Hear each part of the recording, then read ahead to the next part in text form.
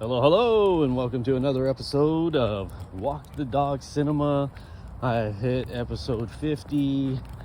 Can't believe started in February, and I'm already deeply into about 48 movie reviews and a couple top 10s. So thank you for watching along with me. If you've been watching along and leaving comments and enjoying seeing the Roca about 3 times a week or so, I appreciate the support and the interesting comments, to say the least. But most of all, it's been a joy to touch on films I haven't seen in a while and new films, and then some of the classics that I truly enjoy. We are winding down after a little bit of Halloween. I just wanted to get all the Amicus in. I'm gonna be sitting down and watching The Nightmare Before Christmas. It's kind of like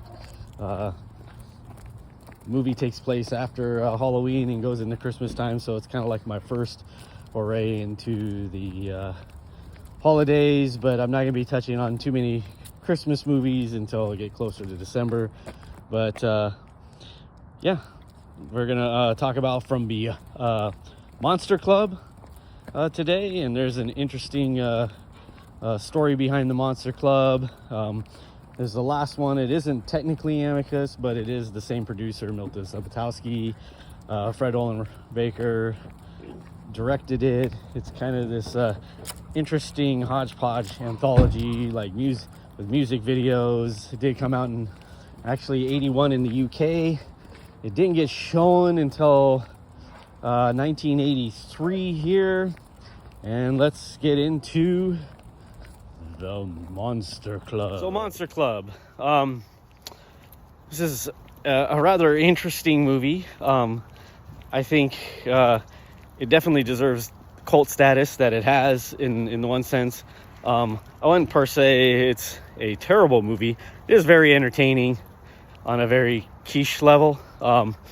It has Vincent Price, who plays a vampire Aramis, and he runs into John Carradine, who by this time his hands were really gnarled from arthritis, who plays an actual real person who wrote the stories for this, though some of the tone I've heard has been changed. But he plays an author that writes horror stories, who actually wrote a lot of the horror stories from Beyond the Grave that was used. There's 3 anthology stories in this one. One's really good, which stuck with me for all of time. I'll get into that. And then the very first one, which is pretty decent.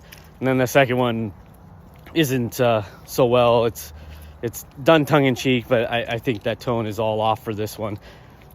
The big thing with this is that it's literally in a club. And so there's these music interludes that are literally long music videos almost. And so your mileage will vary depending upon how you like the music. It's kind of new wave, there's some pop, there's some like punk, Clash-like style music, the Clash and stuff. So I actually kind of dig the music. It's very reminiscent of the early 80s.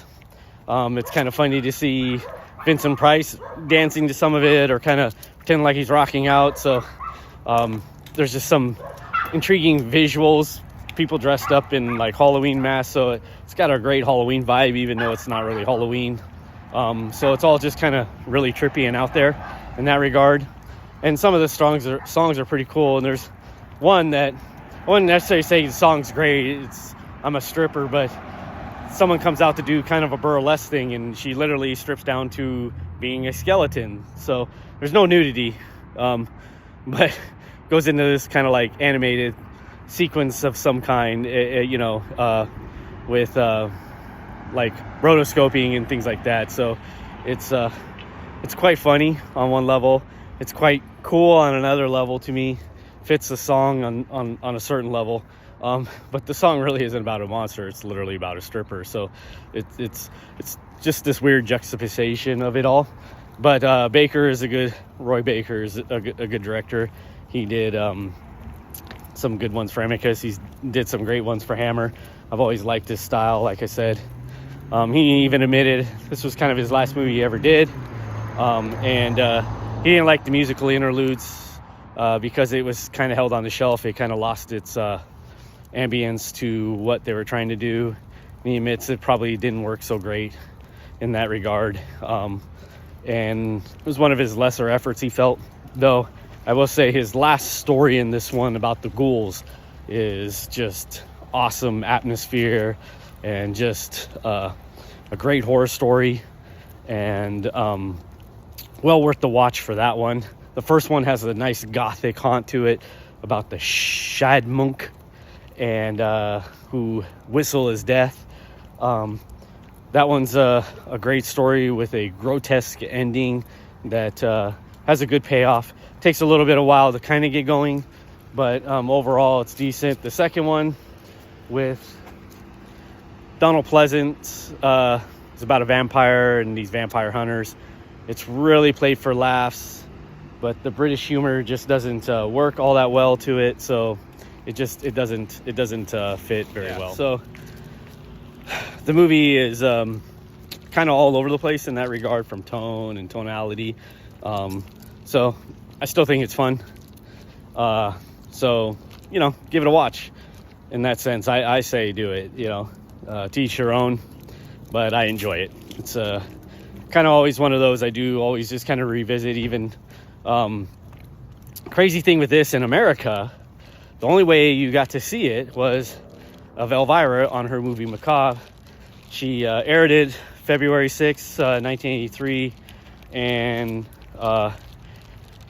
the crazy thing with that is the last story in this one about the ghouls.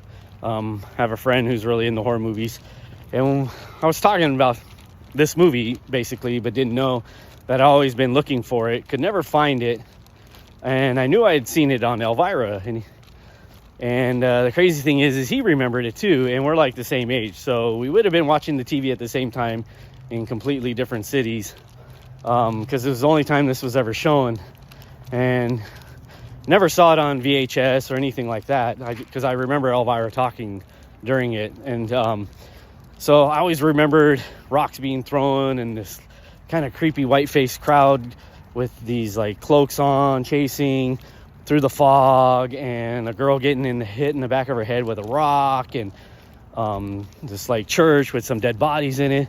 And I just remember it all being kind of surreal and nightmarish, and pretty young lad. I wasn't even 10 years old yet, but I was like about 8 or 9, and kind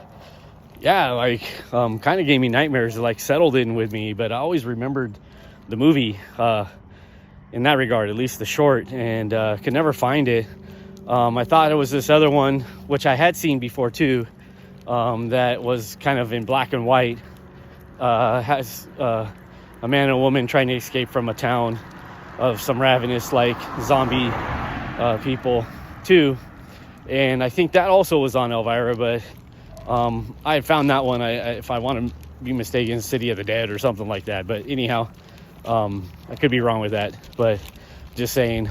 But when I found this movie on Amazon and watched it, and then that part came up, I told my friend immediately. So it's kind of crazy how it set with me in 83, and I probably hadn't found this movie for 30 something years, but the last sequence has always sat with me. So watching it, it still kind of brings a smile to my face, just because I remember that time, but I also just remember that sequence when it pops up in the film, and it's just so evocative and so atmospheric and just so creepy, and it's kind of just so Halloween and very horror movie-ish. And so I always just love the aesthetic of that short alone, which brings and elevates this. You can find on YouTube the whole Elvira episode that she actually did air. Like I said, she bought this, brought it to America. The only way you saw it was Elvira. So it's kind of interesting. It never played in the theaters in America. So a little bit of Halloween there. She didn't play during Halloween. She played it pretty close to Valentine's Day, which is quite interesting in and of itself. But the Mistress of the Dark, the Queen of Horror, found a movie basically for me, or for America in that sense. And you know, it's kind of become a cult hit in that regard. So a little bit of movie trivia with this one. So I hope you enjoy Monster Club. It was a good finish to the Halloween season for me, getting the horror movies out of the way. I'm sure I'm going to be catching up on some newer stuff, mixing in, going back to my Disney live action. Like I said, Nightmare Before Christmas will be right around the corner. I always watch that November 1st, pretty much every year.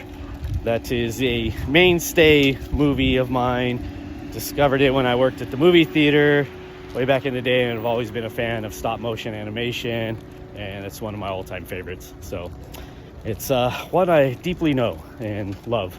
So what are your Halloween treats that you're going to be watching and taking a look at, and what are you looking forward to as we head into Thanksgiving and Christmas season, and what kind of movies? Like I said, I'm going to be catching up on some new stuff that I haven't really watched. There's quite a bit out of there that's hit some of the streaming services that I like to catch up on, so look for my reviews there. It's always kind of interesting to see, because like I said, I've never watched them. I don't get a lot of time to go to the theater anymore, so it's too bad. Just busy life, you know. But the other side of it is I'm also going to catch up on some action movies that I've been wanting to watch.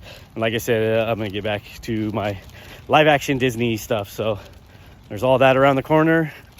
Leave some comments. Tell me what you think of the Monster Club, and what you thought of the Amicus, or what other horror movies you watch. If you like what you see, please subscribe and enjoy my reviews. Have a good one, everybody.